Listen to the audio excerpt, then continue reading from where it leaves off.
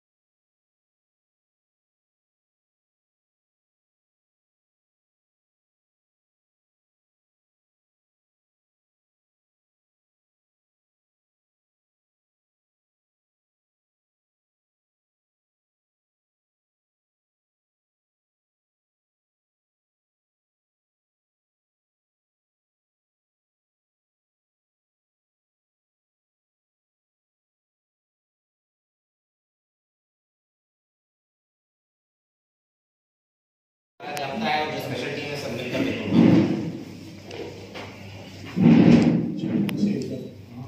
विनोद जी कोई बची है क्या? हाँ विनोद जी बच गए। विनोद जी ये बैठ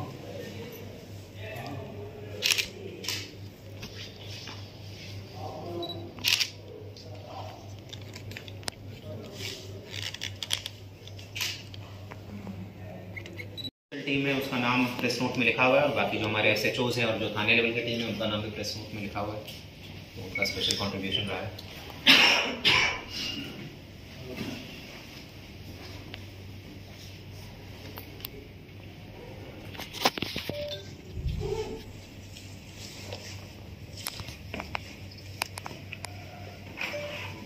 भाई लोगों ने आरोपी वार्ड ठीक है वार्ड तो बता जरा 4 आरोपी हो। हाँ वो तो बाहर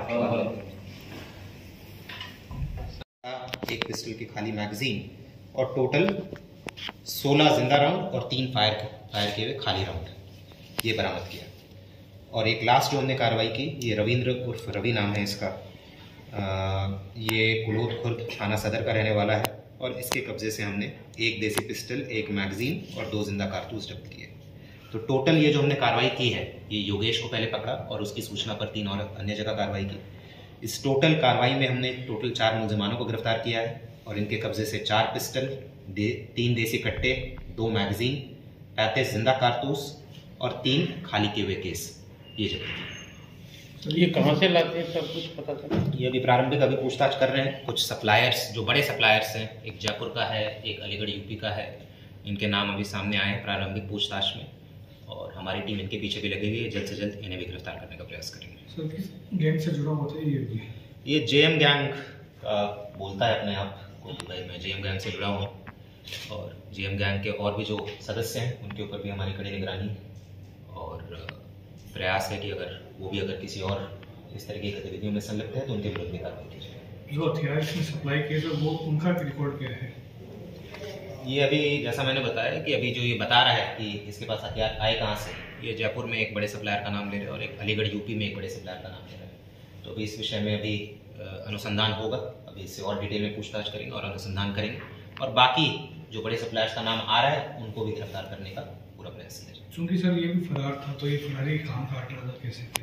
ये फरार था, ये हमने इसे सिंघाना में यहाँ मेले में आया हुआ था। ये अभी होली का समय है तो इस वजह से हमने अपनी सारी स्पेशल टीम्स को एक्टिवेट किया था, क्योंकि त्यौहार के वक्त काफ़ी सारे अपराधी अपने घर आते हैं, अपने गांव आते हैं और मुखबिर की सूचना भी थी और टेक्निकल सर्वेलेंस पर भी रखा हुआ था और उस सूचना के आधार पर सिंघाना से गिरफ्तार किया गया। आर्म्स एक्ट के अलावा और कोई बड़े मुकदमे में इनकी संलिप्तता? जैसा मैंने बताया, योगेश जो है इसके टोटल 13 मुकदमे हैं।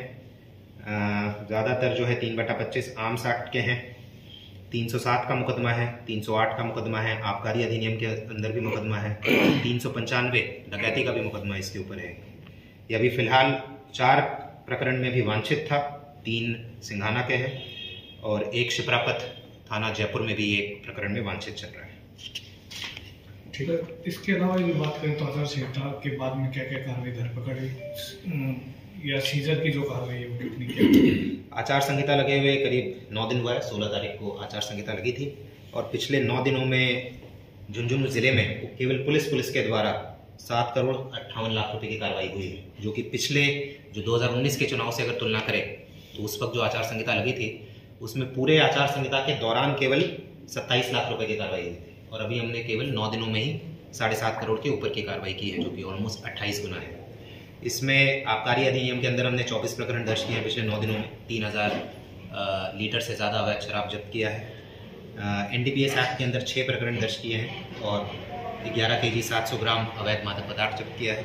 और इसके अलावा हमारा अवैध माइनिंग और जो अवैध लकड़ी का जो मूवमेंट होता है उस पर हमारा काफ़ी ध्यान रहा है। काफ़ी पिछले 9 दिनों में हमने माइनिंग विभाग के साथ मिलकर, फॉरेस्ट विभाग के साथ मिलकर काफ़ी डंपर्स, ट्रैक्टर्स, पिकअप पकड़े हैं जिनका उपयोग लकड़ी का अवैध मूवमेंट के लिए या फिर अवैध खनन सामग्री के मूवमेंट के लिए किया जा रहा था।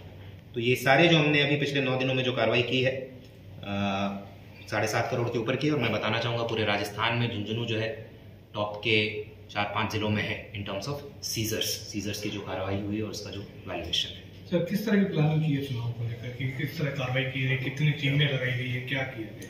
बिल्कुल, इसमें जो थाने लेवल पर है, हर थाने लेवल पर तो कार्रवाई करने का प्रयास किया ही जा रहा है, पर जिले लेवल पर मैंने 2 अलग अलग स्पेशल टीम्स बनाई हैं।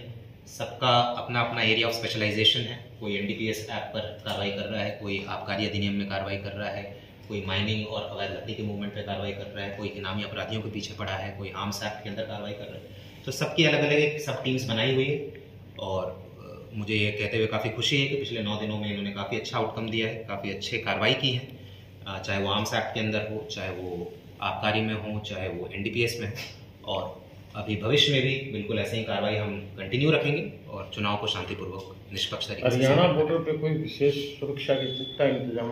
हरियाणा बॉर्डर पर हमारे 6 स्थायी नाके लगे हैं जहाँ पर CCTVs को भी फंक्शनल कर दिया गया है।